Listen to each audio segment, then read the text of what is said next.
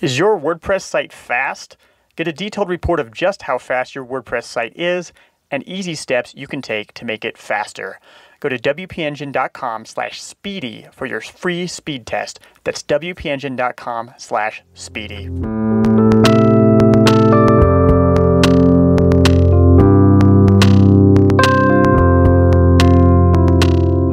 This is Love Your Work.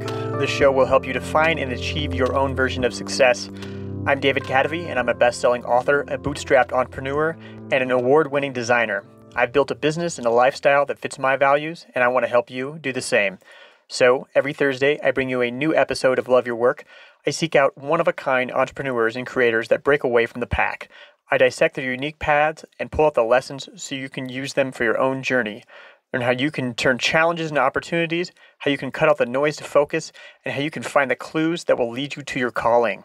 So check out Paul Bennett on episode 15. He sailed around the world while running his business. Or Elise Bauer on episode 33. She bounced back from an illness to build a food blogging empire. And don't miss Jason Fried on episode 1 and former AOL CEO Steve Case on episode 25.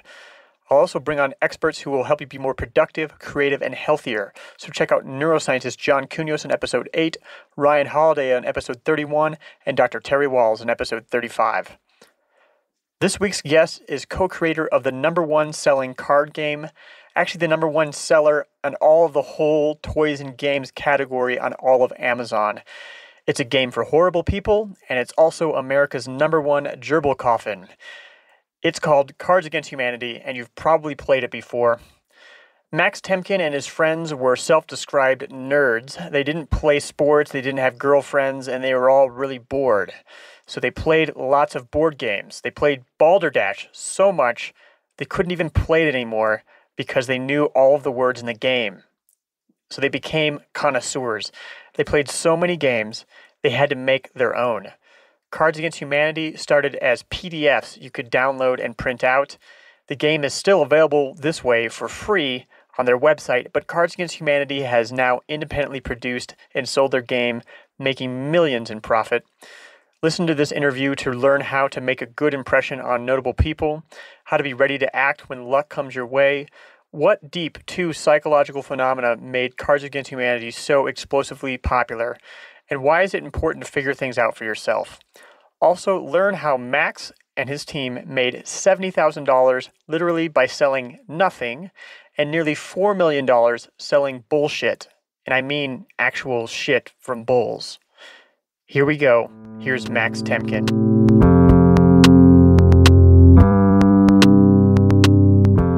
This episode is brought to you by Treehouse. Take your career to the next level and learn from over 1,000 videos created by expert teachers on web design, coding, business, and much more. Claim your 14-day free trial at cadavy.net/treehouse.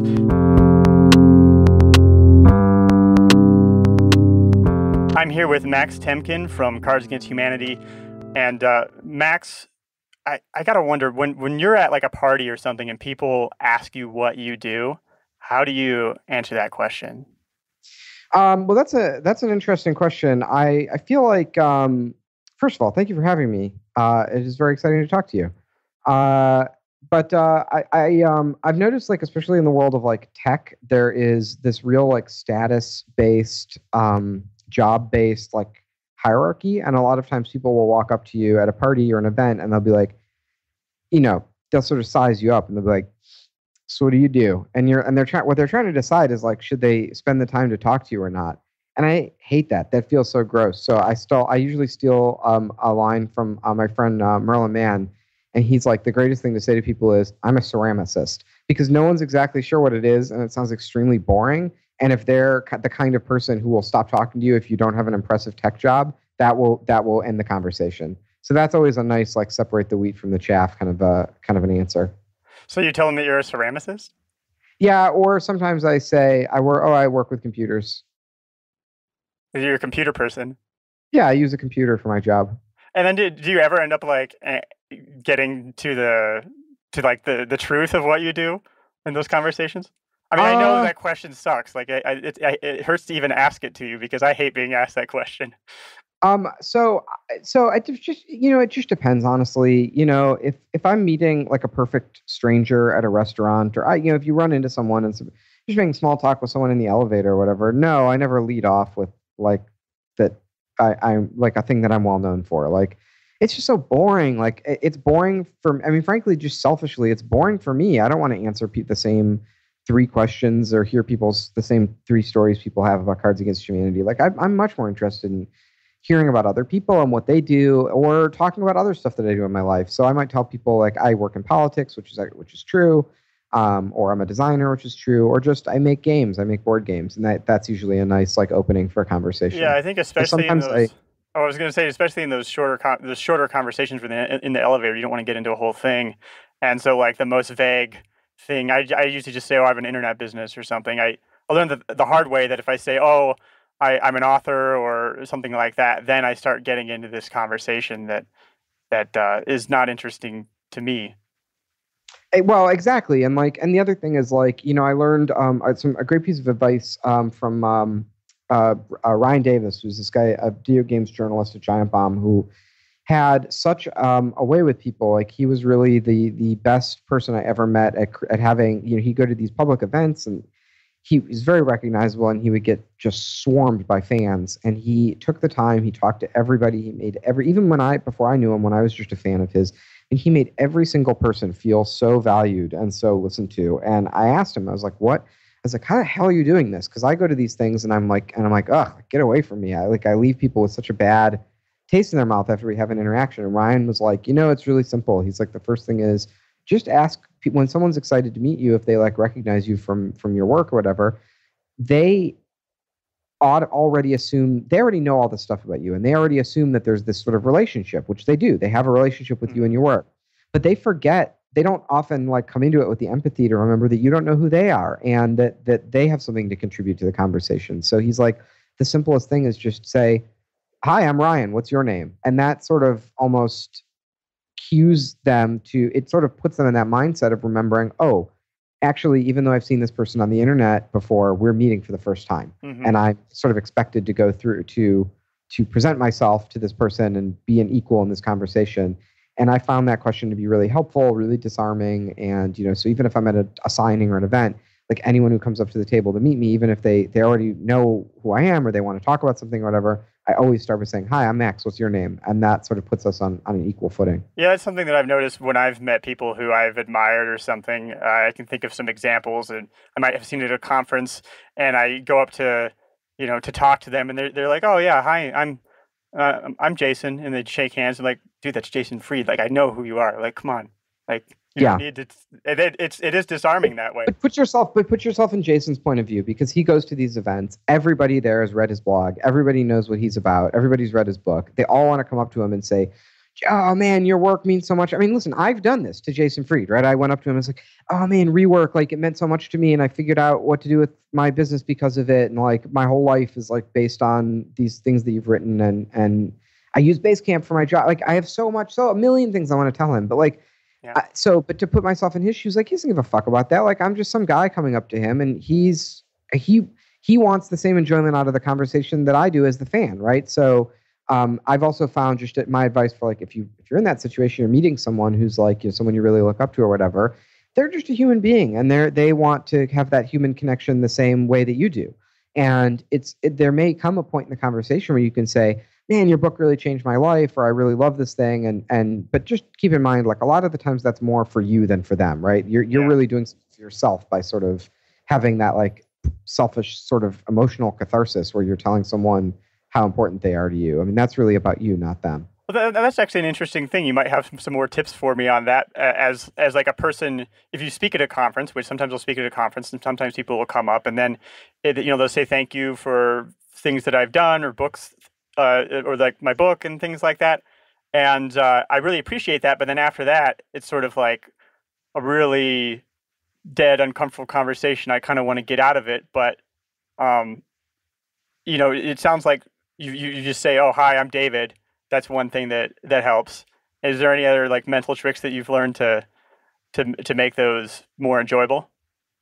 No, I mean, I'm the worst person in the world to ask about this because I'm really miserable at a lot of these conferences. And For me, this is another great thing. Like I was one time, I love telling the story. I was at a conference and I was at a gaming convention, and these gaming conventions, you're burning the candle on both ends because you're working during the day, and if you're part of the industry, you're working during the day, but then you're like seeing your peers and the other professionals at night, and you want to play games, and everyone's out drinking. And it's like, I mean, you really go like crazy at these things. And there's also this mentality of like the con is like 3 days long. I have to see everyone. I have to do everything. So I was texting my friend Will, and Will is like one of the busiest guys in the world, and especially at these sort of like pop culture and gaming conventions. And I was like, hey, let's go grab a drink or something. And Will texts me back, and he's like, he's like, I am all out of mana for today, and I could start burning life to recoup that mana, but I don't think that's advisable at this point in the convention. And I was like, man, that is the smartest thing I've ever heard. Like, that is exactly what it's like. It's like, wait, what's mana? These are very highly technical video game nerd terms. Gotcha. But in a video game, mana is like your spell power. So it's like your power to cast spells. And if you're a spellcaster, it's like it's a resource you have to manage. And when you're all out of mana, you can't cast any more spells. And some people can do like blood magic, and they can almost like they can burn their life to regenerate mana, but you can only do that until you die. So, it's like, that's not like a great way to go through your everyday life, is like burning health to regenerate mana. I think some people get more mana just from interacting with more people, and people like you and me, we need to recharge. That is the classic definition of an introvert versus an extrovert, right? Is like an extrovert is someone who gets charged up by being with people, and an introvert is someone who needs to recharge after they're with people. They deplete their energy being with people. And I am, I've sort of been on like what I can perform well like in front of a crowd. Like I'm a good speaker. I did debate in high school. Like it's a thing I actually enjoy, speaking in front of a crowd. Assuming I have like something to say. And for a while, I was like, well, I wonder what that means. But honestly, like, I think I'm just coming to terms with the fact that I'm like kind of a classic introvert. Because like at the end of the day with these things, or even a day at work where I'm like in meetings with people all day, like I'm just ready to go crawl into a hole. Like I don't want to see my girlfriend. I don't want to see my friends. I just want to go into a closet like the one you're recording in, and close the door and read a book alone and not have anyone talk to me. Oh, I know the feeling. And I consistently test like right on the line for, extrovert, introvert, and it definitely goes both ways for me. But we haven't gotten to actually what I think you're best known for is probably Cards Against Humanity. And for the people who aren't familiar with that, it's a card game for horrible people is what is usually said. How do you usually describe that to somebody who's unfamiliar?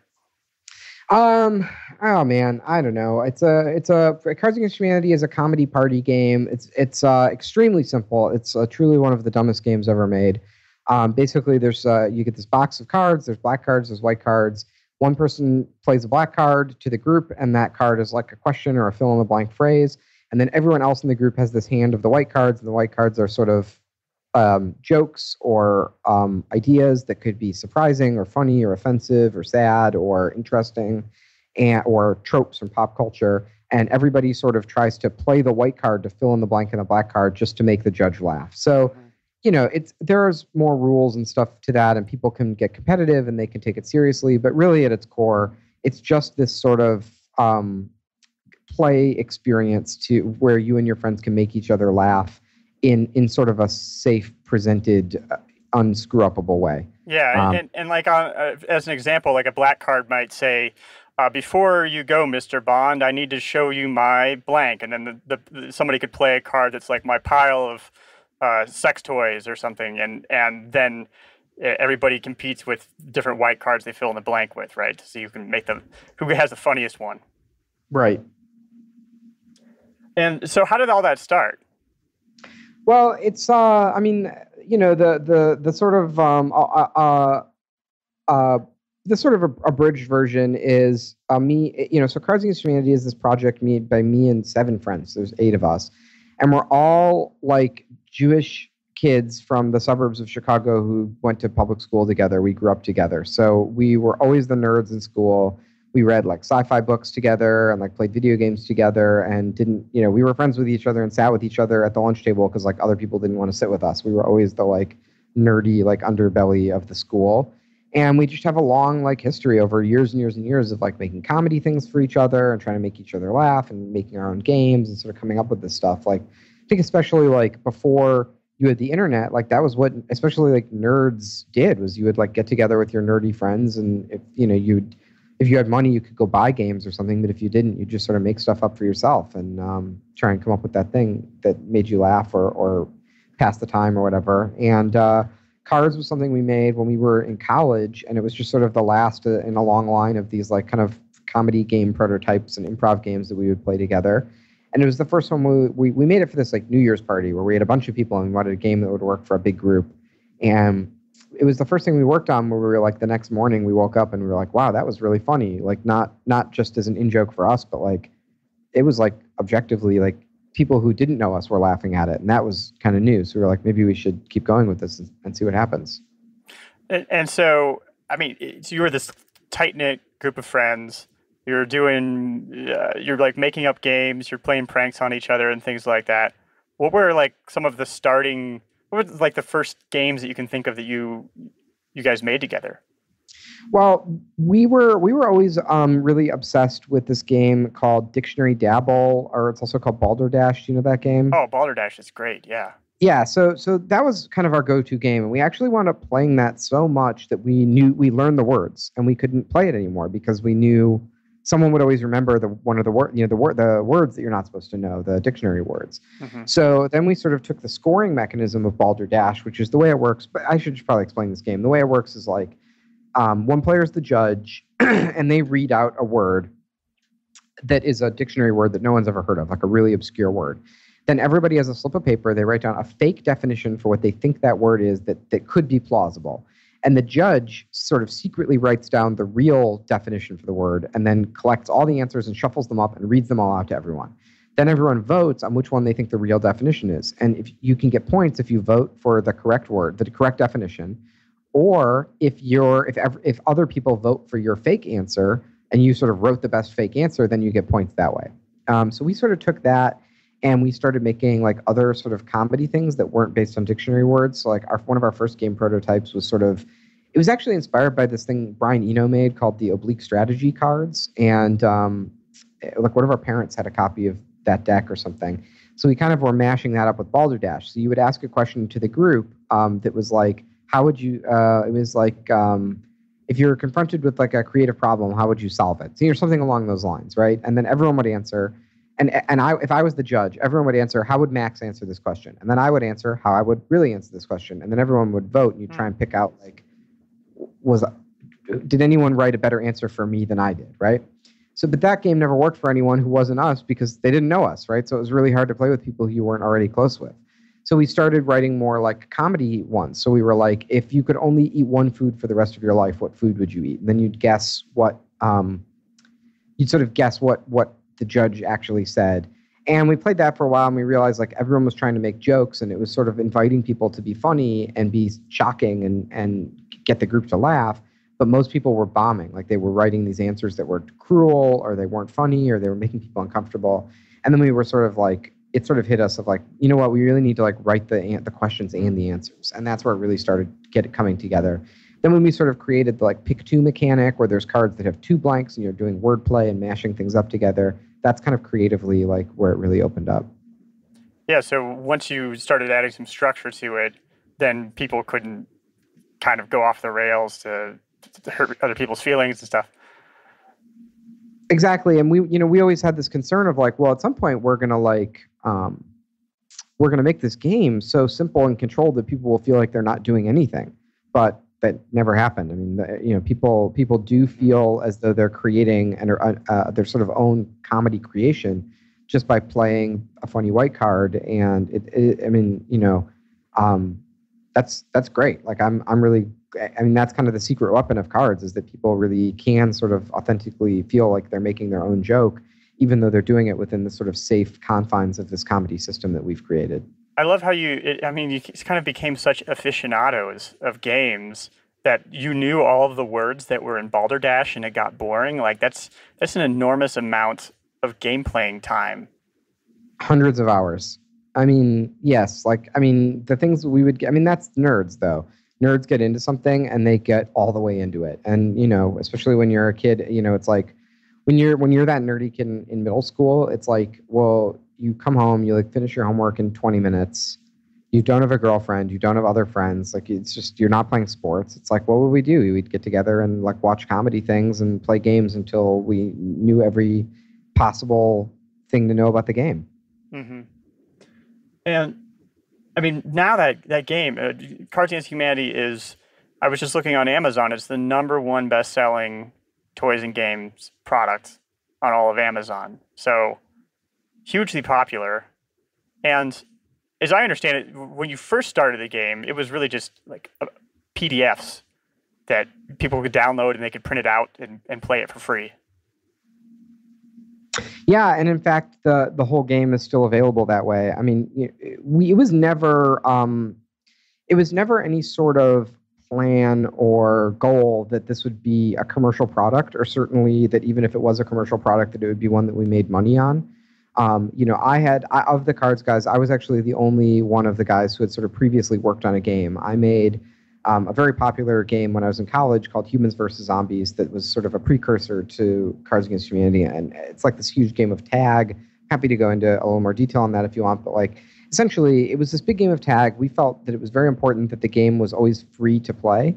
And it's in the chart. We made a company to protect the sort of intellectual property for Humans versus Zombies, but it's in the charter of our company that we could never make a profit or charge people to play. So that was always the ethic that I had. Like, I always think games, I don't know. It's like, I'm not thinking about this as a business person. I'm thinking about this as like someone who just wants to contribute something to the culture. And there's a kind of a joyfulness and like, I put this thing in the world and it's making people laugh. So that was all I ever gave a shit about. Mm-hmm. And, yeah, we were like, you know, we were playing the game. It was making people laugh. And we were like, people on the internet will like this. But the idea, it was so weird. It was so subversive and out there. And you have to remember, like, also, like, this was the tail end of the Bush administration. And just the mere idea of, like, wordplay, of, like, taking the language and, like, twisting it into meaninglessness. It was political. It was so different. It's so hard to imagine now how, in the Obama era, right, what a different world it was, like, you know, 8-10 years ago. But it was so subversive. Like, the whole premise of the game is sort of this anti-authoritarian, like, nobody owns language, nobody owns all this, like, slick advertising terms in pop culture, and it's this sort of, like, crazy anarchic, like, you can twist these words and this sort of advertising speak and these political slogans into anything you want. And we were looking at it and we were like, no one's going to pay for this. Like, we'll be lucky that anyone ever looks at it. So we like made a PDF. We put it under Creative Commons. We posted it online as a free download, and it's still there under those exact terms. And anyone can go get the game for free at cardsagainsthumanity.com. And so just to sort of simplify the story, you're playing Balderdash. You get so sick of that, you start making your own games. You make Cards Against Humanity. And then you end up deciding, oh, we're going to put this for free on the internet as PDFs. What was the point at which you decided, oh, this needed to be shared with people? Well, we started getting, so we had this website where you could download the game. I think I still even have the like original version of this website. And one of the things on there was like, email us if you have if you're like mad about something or you want, you want to talk to us or whatever. And we started getting hundreds of emails as this thing was sort of getting this like cult following and like snowballing and getting bigger and bigger. And then, back in the day, it was websites. It was on like Metafilter and Something Awful and like forums, right? There was no, I think this was like the first year that Twitter was out, was when you were starting cards. Like, there was none of this stuff. So it was very like, being posted on forums and things like that. But we started getting hundreds of emails of people saying, I want to play this game, but I don't want to have to print and cut the cards myself because it's, frankly, a lot of work. So they were like, you should just like sell this game. And we sort of like, at first we were sort of dismissive because we were like, well, A, like we don't know how to make a game, but B, like no one's going to buy this. Like, what is it? Like 20 people emailed us want to buy this thing. Like, it just seems impossible. So around that time, Kickstarter was starting to pick up steam. I saw a Kickstarter project by this guy I had worked with on the 2008 Obama campaign named Scott Thomas, and he made this book called Designing Obama that was like, still is my favorite design book and very important and influential for me.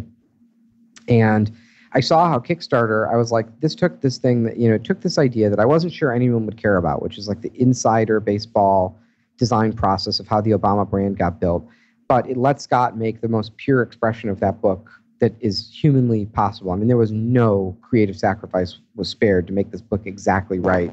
It was stuff that we couldn't even do on the campaign because it was too expensive or laborious. And I was like, wow, Kickstarter is an amazing like creative tool for this. And I was like, this is perfect for cards because no publisher will touch this. Like, we're not going to be able to sell it in Walmart, but like, if the people feel strongly about this, are willing to like put up their money, we'll get money to, we'll get a budget and we'll still be able to make it without making any sort of creative sacrifices.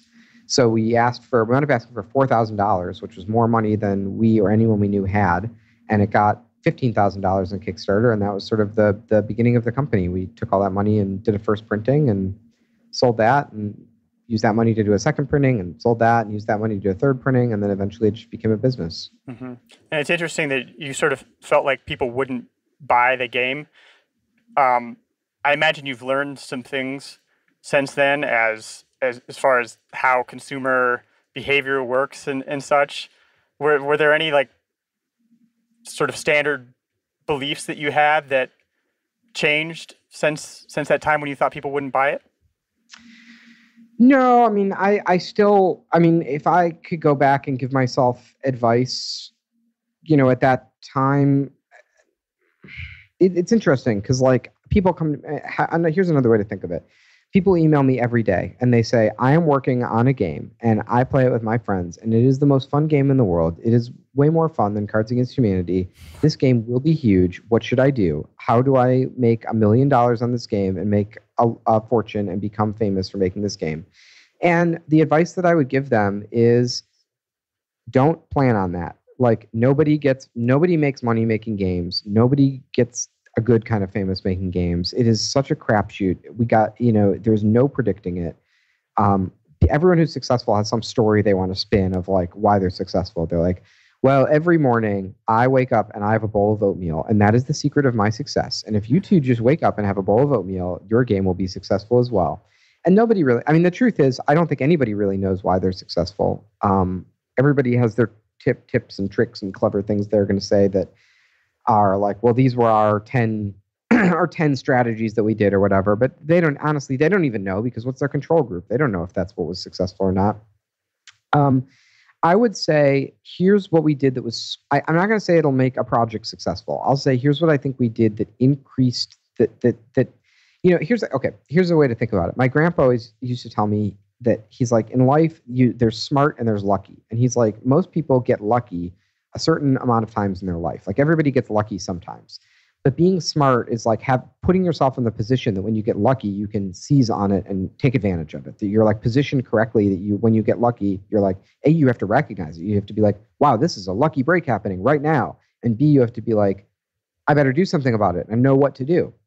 So here's what we did that I think was smart, that let us take advantage of what was lucky, which is essentially the like cult popularity of Cards Against Humanity. The first thing is, I think we cared a lot about, the first thing was the game had a lot of integrity. Like we made the game the best we could. We did not make it in the way that we thought would be the most popular. All we cared about and all we care about now is what makes people laugh, what's funny, what makes us laugh. Nothing else matters. If we're like, well, this really makes us laugh, but also some people might get mad, we really do not care. We're like, you know what? There's something honest about the fact that it's making us laugh. We're going to do it. That's sacrosanct. That's the most important thing, is the integrity of it. And people who have these schemes of like, I am going to do something that I know is artistically not valid or dishonest, but it's going to trick people and the masses will love it. They're always wrong. That never works. People want something authentic and real, not something where they're being manipulated. That's number one. Number two was, I think we did a really good job with design, and design is something that most people kind of have an idea. They figure out the business and what they're going to do with it, and then they like slap a little design on in the end so it like has a cool logo. And that's not my understanding of what design is. To me, design is how it's how it works. It's what, I mean, that's like the famous Steve Jobs quote, design is how it works at Apple. And it's like, this is a whole separate conversation, but it's like we thought from the beginning, how will people know how to play this game? What will the cards look like? What design of the cards is the most funny? What design of the cards makes it the easiest to hold in your hand and tells you how to use it and intuitively shows you what to do and how to engage with it? What design of the box makes it stand out on the shelf? What makes it what design tells you our values and what we're about? And I think the fact that we like put a lot of sweat into figuring that stuff out before anyone ever saw the game, it really showed because we had this like cohesive, simple, understandable, professional, clear message where people could look at Cards Against Humanity and be like, that's for me or that's not for me. And they just understood it at first glance. Do you think sorry, I was going to say, do you think that it helped having that cohesive vision, having that sharp vision? Did it help to be working with people that you had such a close relationship with? Absolutely. But lots of people work with designers that do an amazing job for them and they don't have a 30-year friendship with them, right? Like that's kind of the job of a designer. Like, listen, if one of your listeners is working on a project, let's say, and they're kind of wondering, how do I make design a core thing of this? Like, have a design co-founder. It doesn't have to be your best friend. It has to be someone who's good at design and will advocate for that and fight with you. And if you're doing something and you're like, well, it's important to the business that we do this, and the designer's like, yes, but no one will use it because the design sucks, you need someone who's going to say, hang on, stop, let's think this through. Because that's where a lot of this stuff goes terribly awry. Right. And do you have any insight into kind of like what's going on psychologically with the game, with Cards of Humanity? What is it that hits people in this way that makes it spread so much? That's interesting. I mean, I think it was the right place and the right time. I mean, culturally, you had the Obama election and you had this, I mean, it really was a time of excitement and hope and change in America. And I think people were just like, there was like this kind of like fun, I just think there was this like joyful, fun, like reclaiming of political discourse where it was like you had this really frightened, locked down conservative political discourse in the country for 8 years under the Bush administration.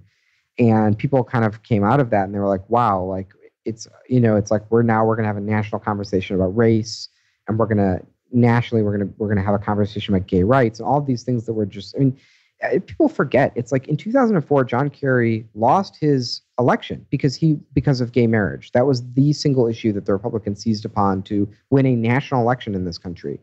It is so fast. It's breakneck speed that like, what was it? Like really like 5-6 years later, gay marriage is the law of the land. And it's like, well, where do we go from, it was such a taboo that people were voting against John Kerry because he was in favor of gay marriage, to law of the land and everyone is more or less okay. We've kind of dealt with it. We're more or less okay with it. Now we have, people, we don't even care who serves in the military, who gets married. It's just, that's the law. I don't know. It's just like something changed, something snapped in the culture. I'm grateful for it. I love it. I hope it doesn't mean that Trump gets elected president now in America. But I think especially in the U.S., it's like we just rode this wave of a loosening up of the culture and of the language, and it was the right sort of comedy timing for us. I think we also sort of rode a tabletop games boom. Like I think people spend a lot of time on computers. They're very lonely. They're very isolated from each other. And we offered people an opportunity to do this sort of old-fashioned analog in-person thing with their friends that's not mediated by screens. And, again, that's lucky, right? It was the right place and the right time for that idea to strike. And we also probably rode like a kind of an exciting indie games wave, because around when cards was getting popular, there was lots of press and attention being paid to this like kind of weird sideshow of like independent games. And we got lots of attention for being part of that. I also think there's this element of that you helped people be funny in front of their friends, by giving them the structure, by giving them cards that almost any combination is funny in the game. And then suddenly you help people rock. It's kind of one of these things that people talk about in product development, like help your customer look good in some way. Yet at the same time, they get to exercise this sort of misanthropic view of the world with having permission to say things that would be really offensive if they were like actually saying it, but they can just put down a card and everybody laughs. Yeah, I think there's Absolutely. I think there's sort of two ideas there that are really interesting. The first thing is, we sometimes get flack from like professional comedians and comedy writers and stuff, and they're like, "Oh, like why would anyone play Cards Against Humanity? It's just these like pre-written jokes, and it's just fill in the blank, and you're just It's like kind sitting of there like, playing why would these anybody use cards." a Mac computer? There's no command line on it, sort of. Right? Yeah. Why would you have a GUI on the computer, right? Because why not just go into the bash and do everything, write everything in assembly? Well, it's like I get it. I mean, if you're a funny person, funny people hang out with other. Funny people are like they're like damaged misanthropes, and they hang out with other damaged misanthropes. I feel like as a member of the damaged misanthrope community, I feel qualified to say this. But you know what I mean? It's like they're living this weird singular world of like this like insular world of like people taking improv classes and complaining about their lives, and everyone is hilarious. You have no idea how rare it is for people to be funny and make their friends laugh, but people take for granted what a special feeling that is to have people you glow for a whole day. If you get that line that makes your group of friends laugh, it's like you get that great feeling for hours. It's like a high, right? And it is a special experience to get to have that. So I do think I mean, really, that is the core sort of like animalistic pleasure of Cards Against Humanity. It's like you get to play this thing and people laugh, and it's kind of a controlled, safe way to do it where you're not going to risk that people hate you. The second thing is, it's kind of upsetting to me to say this, but Cards is like an incredible icebreaker game. As someone who was like forced throughout his life to play like a lot of like just absolute shit icebreaker games in college and stuff, like games to help you like get to know people or whatever, those games are terrible. And I hate them and they're bad. And I hate that people consider Cards to be part of that genre. But however, I have seen it work really well, and I've heard tons of stories from people of how great of an icebreaker Cards is. And I've thought about it a little bit, and the best I can figure, it's like when you meet people, the sort of central fear when you're in this new group of people is like, will these people accept me? Will we share the same values? Will we be part of the same tribe? Will I say the wrong thing? Will I be shunned? Will I be exiled? And then where's everyone's like lines? What's the tone here? And what Cards does is it in a way that's in game design and in theaters, there's this term called the magic circle, which is like this: everyone is accepting the alternate reality of the play or the game that substitutes for the everyday logic of their own reality. And within the magic circle of the game, Cards makes everyone say the wrong thing. That is the game. You're saying the wrong thing that no one should ever say.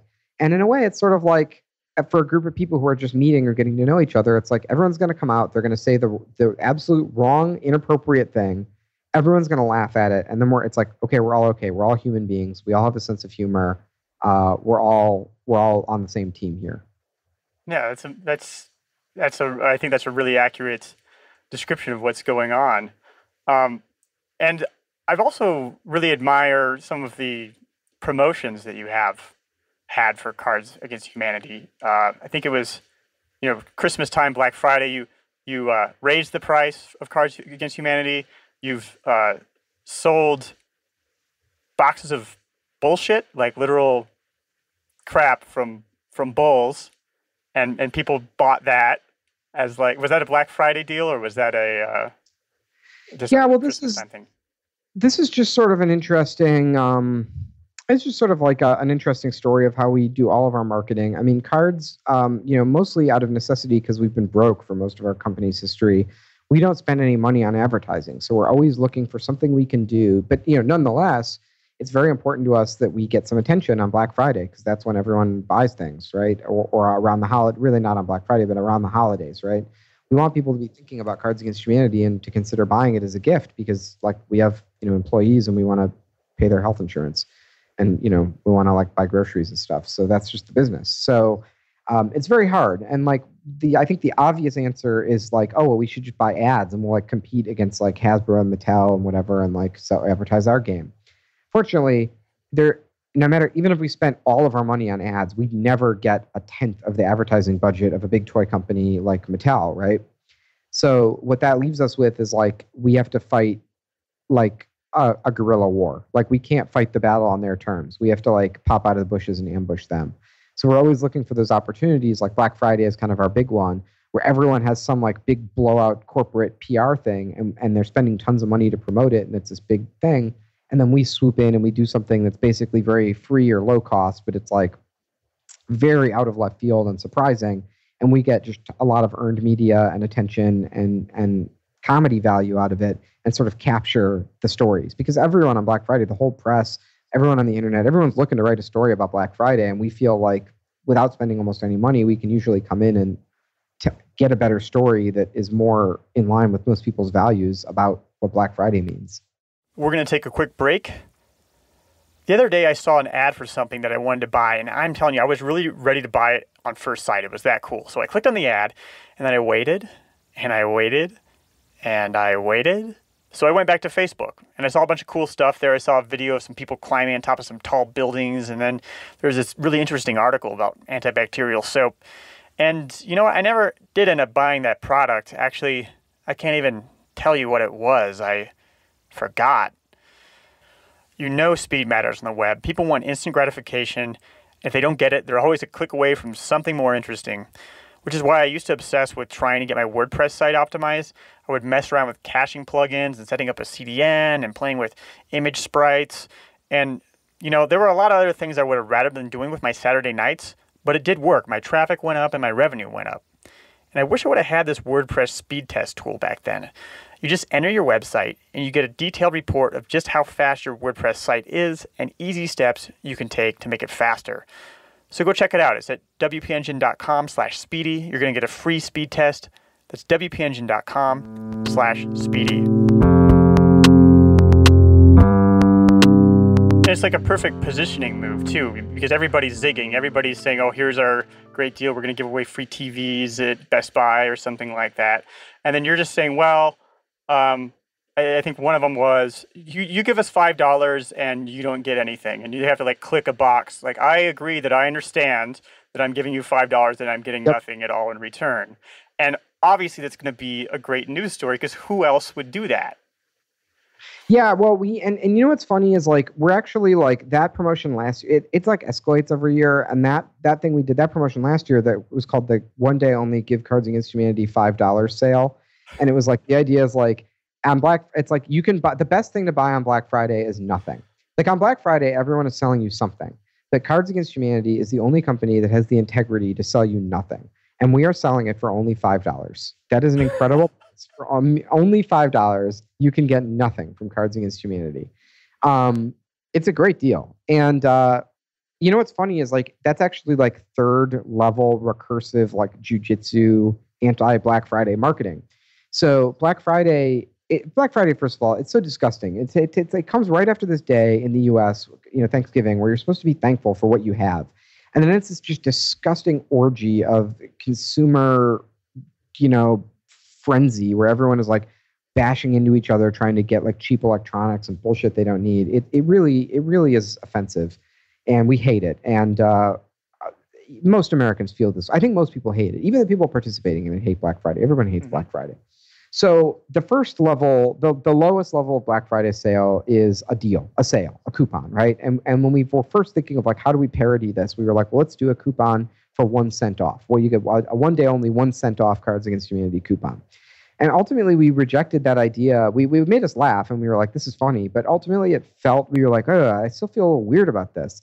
And it was because we didn't want to do a coupon on Black Friday. Like, even if it's a shitty coupon, it's still kind of taking advantage of it in the same way as everyone else is. So the first year, instead of that deal, what we did was we did a $5 more sale, and we raised all the prices and everything. And that was sort of a protest, a Black Friday protest of like, hey, we're opting out of this. Like, we don't give a shit if you buy our stuff or not. It's like, this is what we're about. And ironically, it got tons of attention, and we sold tons of games and made a lot of money, and it was awesome from a marketing point of view. But now everyone does that. That was 3 years ago, and the world has changed. Like this year, I don't know if you remember, there was a massive, like, REI closed all their stores on Black Friday, which is just the default of what everyone. It's like the basic decent thing to do is like not make your employees work the day after Thanksgiving.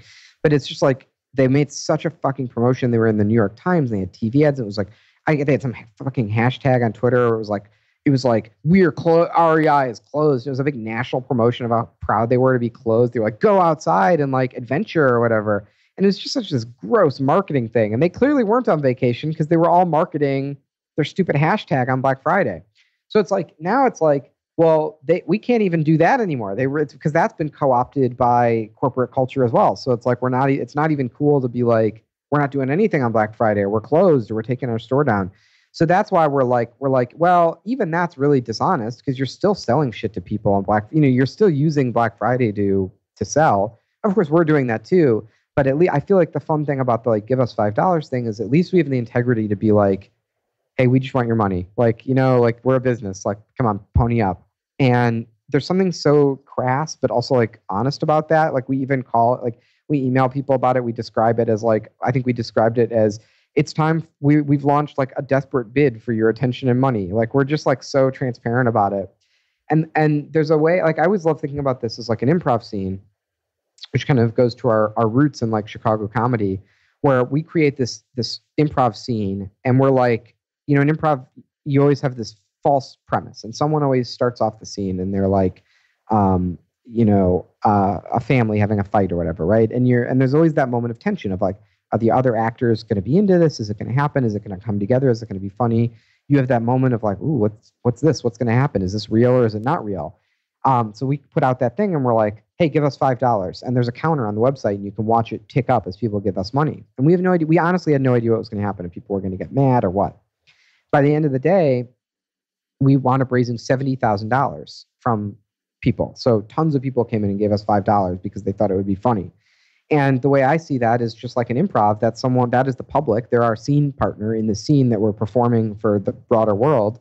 And we're creating the premise of the scene, and the public is coming in and saying yes and, which is what you do in improv. So you have this crazy family situation, and your scene partner says, yes, that's true, and this. And suddenly the tension is relieved. The false thing that was invented a moment ago on stage becomes real for everyone in the audience. And that's where the sort of absurdity and the comedy naturally enter into it. And that becomes the fact that happens, like we actually take a risk that this thing might fail. Our fans kind of come to our defense and yes and the scene and make it real.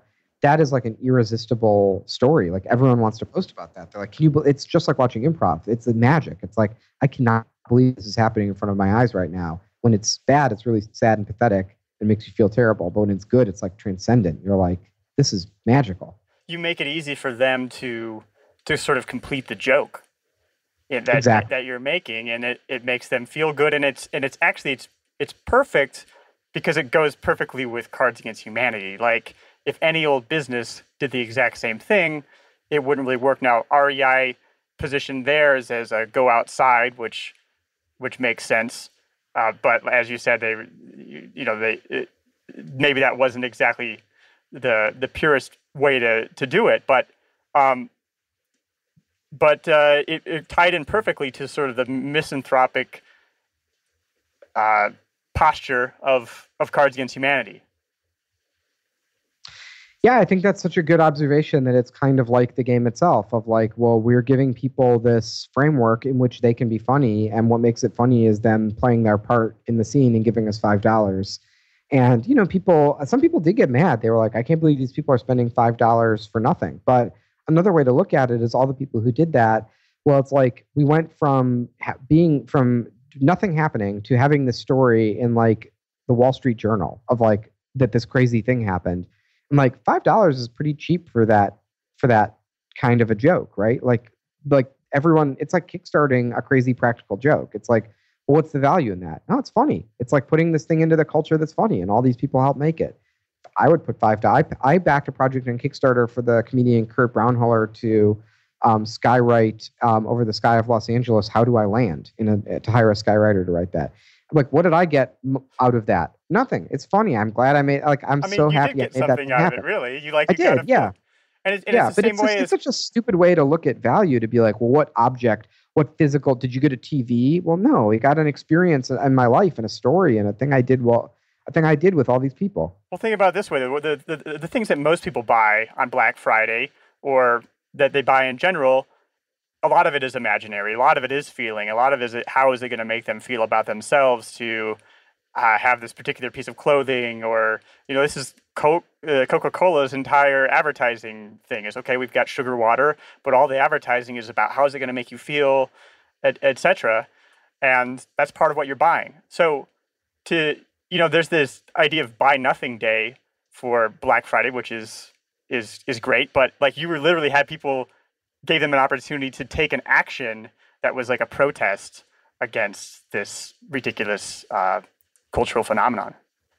Yeah, we even did. There was even a punchline. Like, I don't think most people sort of followed it this closely, but there was like a great little punchline at the end where we were like, at the bottom of the thing, we were like, stay tuned, and tomorrow we're going to post a huge update, and we'll reveal the surprise of how we're spending the money. And we're kind of known for having these really cool like political causes and charity causes, and I think everyone was like, oh, this will be some like feel good like charity, like we're going to buy like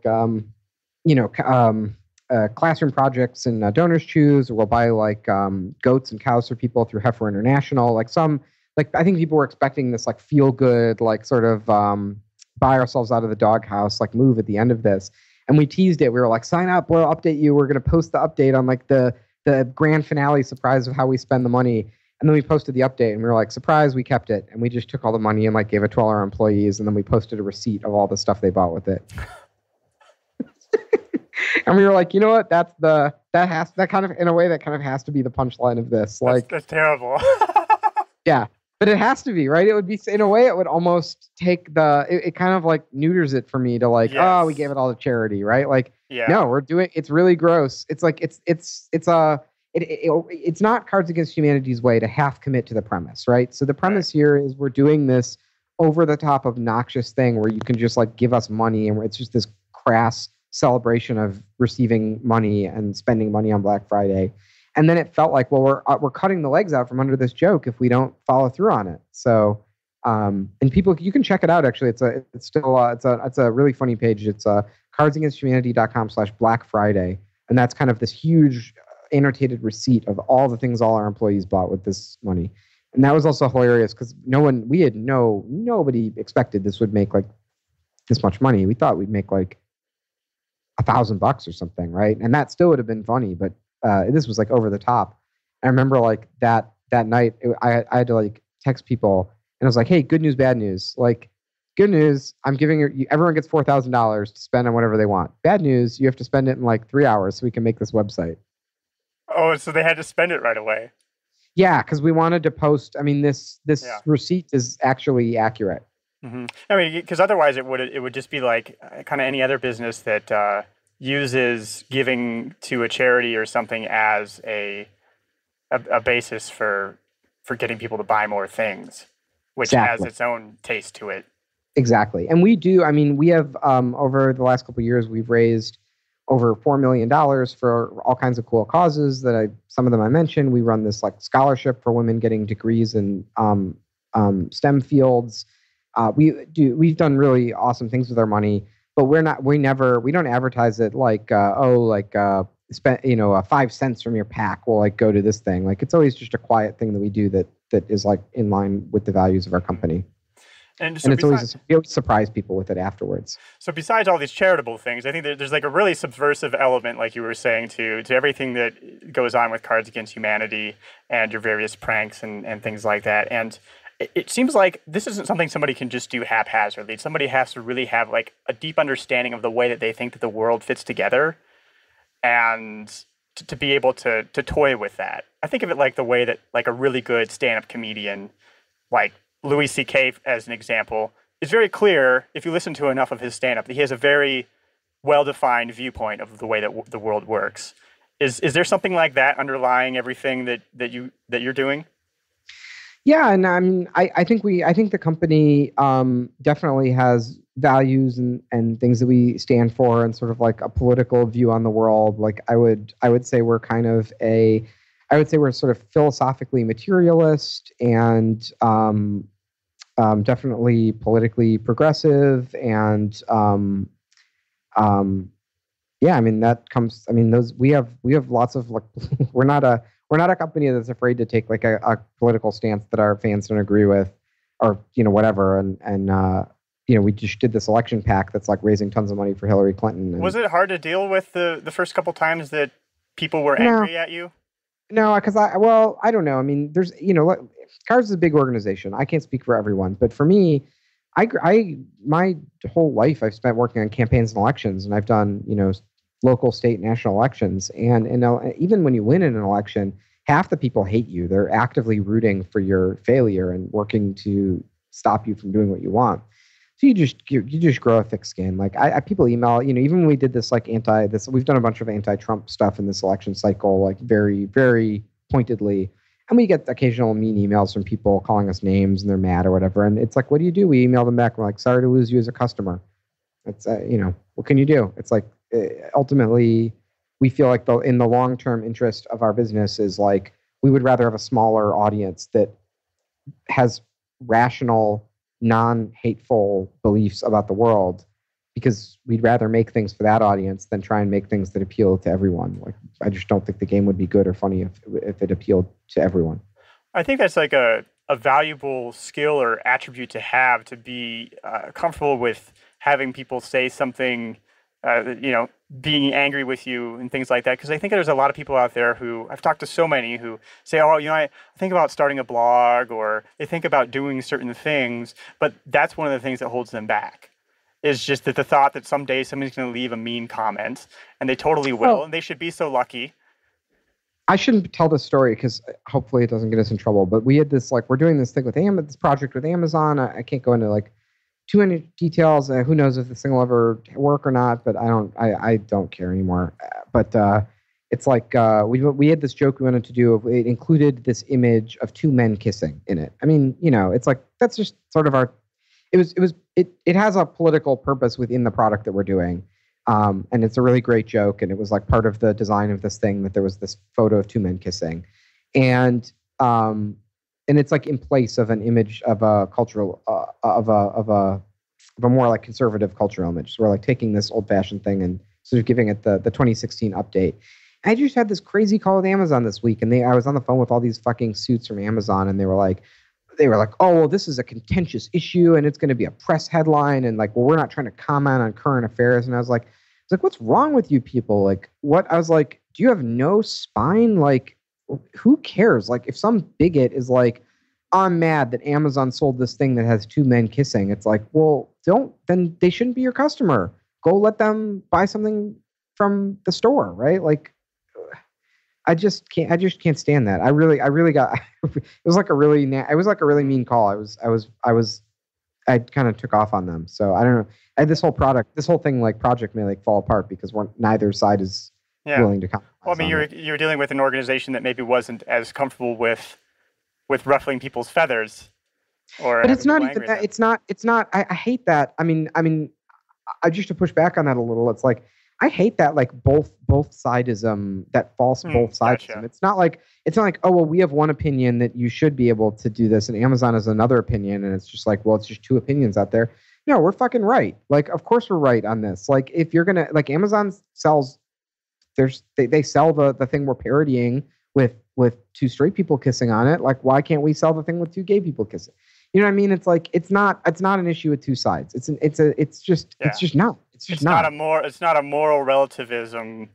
Right. We are clearly right. And what Amazon is saying is homophobes will not give us their money if we do this. Wow. And fuck that. Don't take their money. Who cares? Yeah, this might get you in trouble. I don't know with Amazon. but hey, I didn't make them have a homophobic fear of two men kissing. That's their own corporate culture. Sure. I mean, that's seems like a big story. Yeah, hopefully not. Hopefully not too big. Not that many people listen to my podcast, so it's. No, anyway, I'm still. It's funny. I thought I was over it, but I'm like, wow, I'm still really mad about this. Yeah. Yeah. So I'm going to get into some of the rapid fire questions. Sure. What's the biggest compromise that you've had to make to get where you are? Oh man, that is a big question. So there's 8 partners in cards, and the things I'm talking about are the things that I'm about, and not all of the guys are about that. Some of the guys are Republicans, some of them are libertarians. There's one, David Pinzoff, one of the partners, is getting his PhD in evolutionary psychology at UCLA, which is about sort of philosophically the exact opposite of everything I believe in the world. And we're best friends. We're all best friends. I think these guys, whatever their political leanings, I find them to be good, in good faith, internally consistent, empathetic, and rational, and I can always not merely tolerate their views, but I am challenged by their views, and I try to open myself up to accept them. So occasionally that means that we've had to make compromises that I was really uncomfortable with, or unhappy with. So a great example is, for a long time, most of us, like 7 of the 8 partners, are huge NPR fans, and we're specifically huge WBEZ fans in Chicago. We grew up listening to it, formative for our sense of humor. It's my number one place that I get news. I've really wanted to support them and do a charity thing with them. One of the partners does not believe that public radio should receive federal funding. He is philosophically, politically, and in every possible way, on principle, against any public funding for public media. And I find his position, I think it's dumb, and I don't agree with it, but I find it to be, I cannot dismiss it, because his point is this: in America, the state should not have a media outlet. And I actually think that's probably a good point. I mean, I don't think NPR is an apparatus for the state. I mean, they were clearly very critical of the Bush administration and so on and so forth, but I get it. I understand why he feels. I think that's I think it's a well-reasoned, justified position to hold. I certainly was not able to convince him, and he wasn't able to convince me, but it did mean that we weren't able to give money to BEZ for a long time. And eventually we sort of reached, and that was sort of a compromise I made. Eventually we did get to do a cool fundraiser for BEZ, and he had sort of changed his mind on that. But those little battles, I lose them all the time, and compromises get made. Specifically in the writing, there are tons and tons of jokes in Cards Against Humanity that I hate, and I'm uncomfortable that they're there, and I don't like them. And if I was the sole author of the game, they'd be gone in an instant. Similarly, there's lots of jokes that I love that the other guys hate, and some of them want to take my favorite jokes out, or I have jokes that I'm dying to put in that will never make it in because the group can't come to a consensus on it. And that's just creative compromise. That's what has to happen when you're 1/8 of the owner of the company, right? I mean, I feel like it must really help that you have all known each other for so long. You're not one of you isn't just about to say I quit and just take the goldfish with me like Jerry Maguire. Yeah, what's funny is there was a great, one of the first articles that was ever written about us was this Sun Times article. It was this garbage article, and they were this business, they literally said, this business has the sophistication of a lemonade stand. And they went and interviewed an economist at U Chicago or a business professor. And he was like, this is a horrible business. And he's like, these guys are going to rip themselves apart fighting about money, and it's only a matter of time. And that was 5 years ago, and we still haven't ever had a fight about money. And it's just, I cannot recommend that everybody start a project with their 8 best friends as exactly equal partners where no one is in charge and you make every decision by consensus. I can't really prescribe that, but we've all known each other. I've literally known these guys for 25 years, and we've been through good times and bad. We've been bullied by the same bullies. It's just nothing is. This game could never be big enough or important enough that it's more important than our friendship, and all of the guys feel that way. Mm-hmm. When's the time you left money on the table in exchange for something that you valued? Well, it's a great question. We do it all the time. One obvious thing is some of the guys feel very strongly that we should make Cards Against Humanity 2, that another product that had basically the same MSRP and the same margins and would get everyone to buy the game again, that would do really well and make tons of money and, double the amount of money we're making. And I feel that it's really lame. I feel that Cards Against Humanity 2 means Cards Against Humanity is over. And I'm just reluctant to do it. I don't ever want there to be a 2. So instead what we do is every year we get together and we have this incredibly difficult creative meeting that goes for over a week.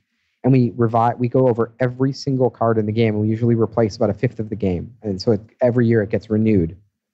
We take out old pop culture. We take out jokes that are cruel or insensitive or that we're reconsidering after the year's news. We update everything. Obviously a lot of the Obama jokes will go away next year and they'll be replaced with Hillary jokes. That's just the process of keeping the game current. And we don't charge anything extra for that. That's just Cards Against Humanity. It's just always, whenever you buy it, that's the philosophy. Whenever you buy it, it's always good. To me, that's leaving money on the table. If we didn't do that and instead we made those changes and called it Cards Against Humanity 2 and we asked people to rebuy it, we make a lot of money doing that. Also like obviously independent, not having a distributor, not having a publisher, it's hard to say. That probably is leaving money on the table at this point. Like we could be in every retail store in the country at this point, but it's just not cool to us to do. We're kind of experimenting with like this really crazy relationship where we're independently distributing our own game to Target, and we're doing like a trial run of that, and we'll see where that goes. I again hope I don't get in trouble for this, but like I'm not really in favor of it. I think it's kind of lame, but it's also like it's very hard to turn the terms that we're getting and the precedent that it sets for other independent games to be able to get this kind of mainstream distribution under their own terms. I do see the upside to it. I do see that it's culturally important for independent games for us to sort of break down this wall. And of course, now that we have like an office and employees and expenses, it is hard for me to say, well, let's walk away from this incredible amount of money we'll make. So, and just as an aside to the independent games part, you are developing sort of services to help independent game developers. Yeah, we just launched a new sort of spin-off company called Black Box. You can find that at blackbox.cool, and we do shipping, sales, distribution, all that kind of stuff for other independent games. And you can use us to do those services and retain complete independence, have creative freedom over your game, do things however you want. It's kind of the service we just always wanted to exist as we were working on cards. Right. And when you started cards, you didn't really know how to do all of those things and didn't really think to find a publisher or something like that. Did it all on your own. Yeah, we just sort of failed upwards for years. What's the last book that you read that changed the way you saw something? Ooh, great question. My favorite mind-changing book this year was it was called. Let me look this up real quick. I can't remember the title. It's the Jonathan Haidt book about political framing. The Righteous Mind. Yes, called The Righteous Mind, why good people are divided by politics and religion. Absolutely loved it. I don't agree with him. Again, he's a guy I don't agree with completely politically, but I think his sort of psychological theory of how people form moral judgments and moral opinions is very compelling, and it changed how I think about that considerably, and I think that it helps explain the Donald Trump phenomenon in a way that I wish more people could see.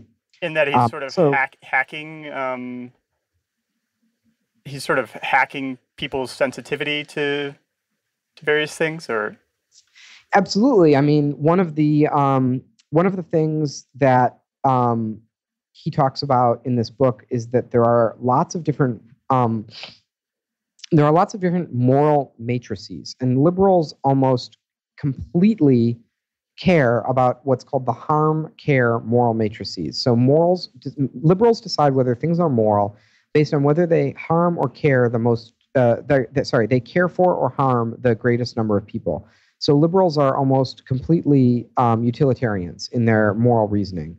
And actually, as a philosophy student, like I actually don't like utilitarianism. I think it's not actually that compelling of a system. And I think it's a pretty shit system for progressive, as the single underpinning moral matrix of all progressive morals. But that's what, and regardless, that is in most sort of profiles that they've conducted and studies they've done. Most liberals, that's the number one leading thing that makes them decide if something is moral or not. It's called harm versus care.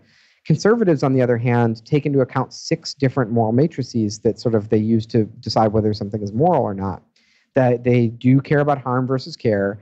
They also care about another one that liberals just don't give a shit about. That is very important for conservatives is fairness versus cheating, liberty versus oppression, loyalty versus betrayal, authority versus subversion is a huge one. Imagine that. Like liberals, could you imagine being morally against something that is subversive? Like, right. Yeah, it's if anything, I'm rooting for the subversive thing, but that's a big one for conservatives. And finally, sanctity versus degradation.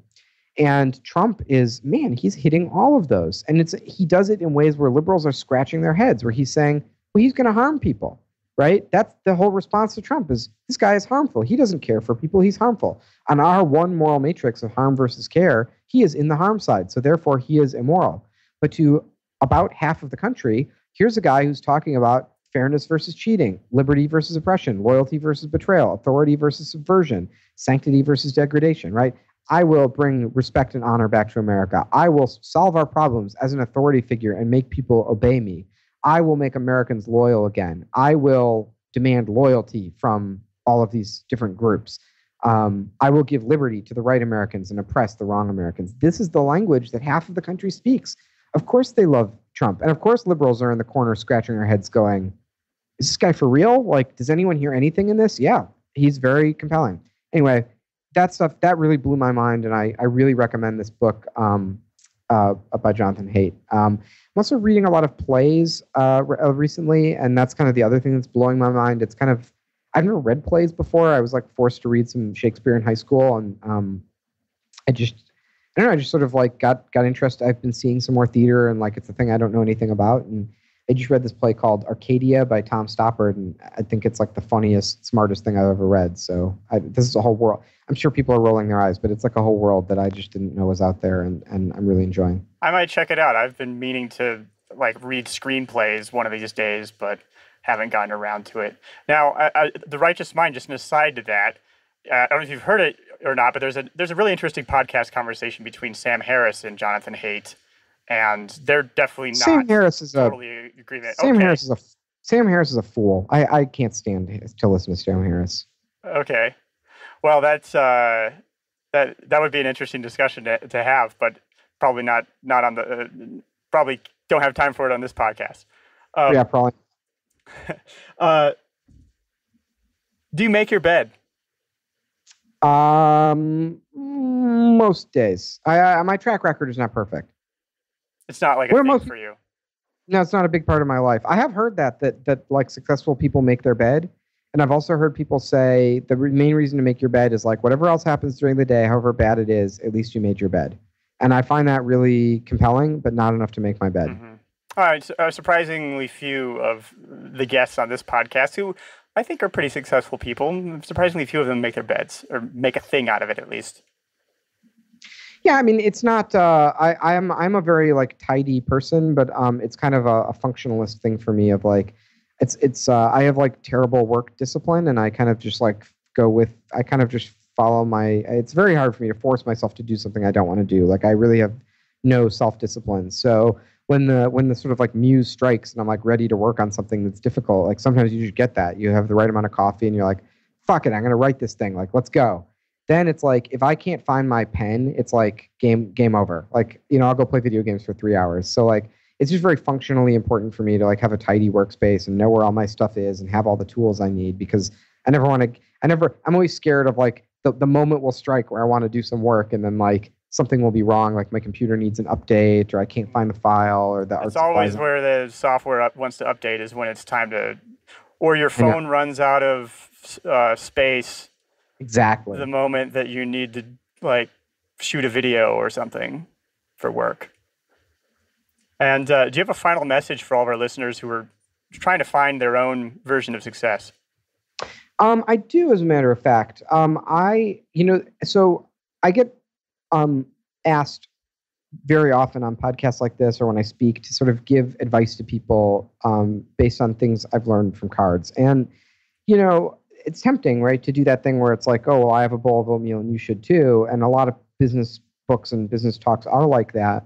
And unfortunately, I really do not have any advice to offer like that. But I do have some things to talk about, or one big idea, rather, to talk about that kind of comes from design that I think was the critical thing from cards. And I never known how to say it. I've always struggled to say it, but it's something akin to this idea of like, the most important thing for cards, like looking back on it, was that we didn't know what we were doing, and that liberated us to figure everything out for ourselves. And that process of figuring everything out from first principles for ourselves was so important. That was everything. Like, we did everything in our own way because we didn't know the quote unquote the right way to do it. That's the thing. And I really struggled to say that. And, I was, someone sent me this book and it's called 101. It's kind of a famous design book. It's called 101 Things I Learned in Architecture School by Matthew Frederick. Definitely recommend the book. It's very interesting. It's not really about architecture. It's really about problem solving and design. But he says there's one page in this book that fucking blew my mind, and it is the best articulation of this idea that I've ever seen. And he says I'll just read these. If there's time, I'll just read these sort of 9 bullet points for you, because like every single one of them is like the smartest thing I've ever heard. And he says, the title of this is process-oriented, not product-driven, is the most important and difficult skill for a designer to develop. Being process-oriented means 1, seeking to understand a design problem before chasing after solutions. 2, not force-fitting solutions to old problems into new problems. 3, removing yourself from prideful investment in your projects and being slow to fall in love with your ideas. 4, making design decisions and investigations holistically that address several aspects of a design problem at once rather than sequentially, that finalize one aspect of a solution before investigating the next. 5, this is the big one for me, make design decisions conditionally, that is, with the awareness that they may or may not work out as you continue towards a final solution. 6, know when to change and when to stick with previous decisions. 7, accepting as normal the anxiety that comes from not knowing what to do. 8, working fluidly between concept scale and detail scale to see how each informs the other. And 9, always asking what if, regardless of how satisfied you are with the solution. Like, that is not a power tip of like, launch your Kickstarter project on a Tuesday because the best metrics are that day or something like that. But it is a way of looking at the world. Specifically, the big ones for me are make design decisions conditionally and accept as normal the anxiety that comes from not knowing what to do. That's everything. Like, no great project has been done according to a system that's not this, which is a sort of fearless, like, intellectual inquiry into what the fuck are you doing and why and how. Yeah, that's a great list, thinking on a framework level, and I'll be sure to link to that in the show notes. Is there, where would you like people most to get more of you and what you do? I really wouldn't recommend that. Okay, just Google Max Temkin, and I'm on Twitter. You can read my hilarious quips on twitter.com. The website Twitter. It's www.twitter with Twitter 2 T's. 2 T's. That's COM. Is there how many R's are there? There's an I? Sorry, let me I'll start from the beginning. It is http://www.twitter.com. I remember it being like TWTTR. I remember those days too. Yeah, the fail whale days. It's too bad they couldn't got that for their ticker symbol. They had to get rid of an R or a T. Anyway, so yeah, twitter.com, all this stuff. You could just replay it if you have trouble figuring it out. But also get Cards Against Humanity, play with your friends, and they'll all feel good because they will be funny. Thanks so much, Max. Yeah, thanks for having me. This was fun.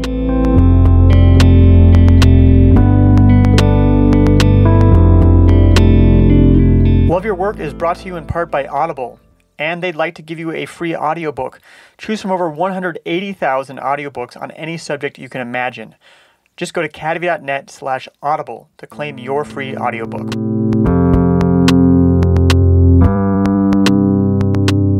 I hope you laughed as hard listening to that interview as I did, and I hope you got an understanding of the deep psychology that helped make Cards Against Humanity so popular. For more on the psychology of making explosively popular products, check out a really in-depth discussion with book marketing genius Tucker Max on episode 29. And before I go, I've got to ask, do you like books? If you do, sign up for my book recommendations. About 90% will be nonfiction on subjects spanning from biographies to neuroscience. Just go to cadavy.net/reading and get the first set of recommendations right away.